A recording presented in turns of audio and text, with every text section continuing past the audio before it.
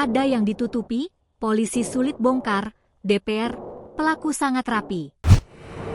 Kasus kematian diplomat Arya Daru Pangayunan belum tuntas hingga kini Selasa, 29 Juli 2025. Arya Daru ditemukan tewas dengan kondisi wajah di lakban kuning di kosnya di Jakarta Pusat pada Selasa, 8 Juli 2025. Komisi Kepolisian Nasional, Kompolnas, menilai kasus ini sulit untuk diungkap dan sulit untuk menemukan pelaku dari peristiwa ini.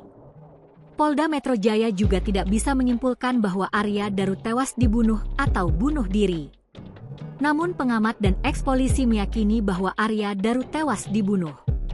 Komisioner Kompolnas Horul Anam mengungkapkan alasan polisi lambat mengungkap kasus ini. Horul Anam menyebut ada banyak hal yang harus ditelusuri untuk mengungkap kasus kematian Arya Daru.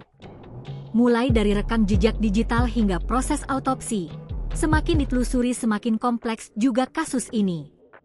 Karena memang pada akhirnya yang ditelusuri sangat kompleks, sangat banyak. Dari rekam jejak digital banyak variasi yang akhirnya ditemukan dan didalami dan ditemukan. Kemudian dari segi autopsi, banyak item autopsi yang semakin lama semakin dibuka lebih terang dan lebih kompleks, kata Anam, dilansir Kompas TV, Selasa, 29 Juli 2025. Tak hanya itu, latar belakang Arya Daru sebagai seorang diplomat juga tak luput dari penelusuran polisi. Terlebih menurut informasi Kemenlu, Arya Daru pernah menangani kasus tindak pidana perdagangan orang, TPPO, di Jepang, meskipun kini kasusnya telah selesai.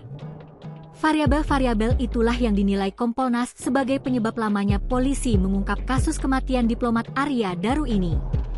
Dari segi latar belakang juga ditelusuri lebih dalam dan lebih kompleks. Itulah yang membuat proses penanganan ini membutuhkan waktu yang lebih panjang, jelas Anam. Download Tribun X sekarang, menghadirkan lokal menjadi Indonesia.